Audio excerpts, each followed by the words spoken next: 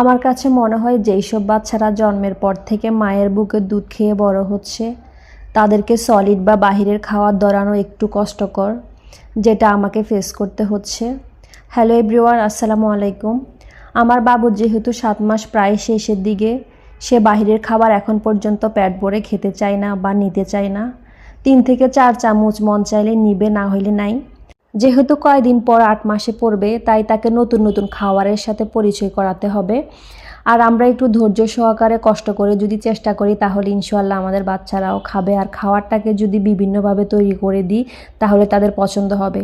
বাচ্চারা একই রকম খাবার সবসময় খেতে পছন্দ করে না, একটু ঘুরিয়ে পেঁচিয়ে রান্না করে দিলে ইনশাআল্লাহ খায়। আজকে আমার বাবুর জন্য এই খিচুড়িটা রান্না করেছিলাম, সেই খাবারটা খেয়েছে মাশাআল্লাহ। তবে অতিরিক্ত সে খায় না, অল্প একটু খেলেই হয়, এগুলাতে অনেক পুষ্টিগুণ থাকে। আর বাচ্চাদেরকে জোর করে কোনো খাবারই খাওয়ানো উচিত না। বাচ্চা তার মন থেকেই খাবে, তবে খাবারটা তার মুখে লাগতে হবে, সেভাবে তৈরি করে দিতে হবে আপনাকে। রেসিপিটা কেমন লেগেছে জানাবেন। সবাই ভালো থাকবেন। আল্লাহ হাফেজ।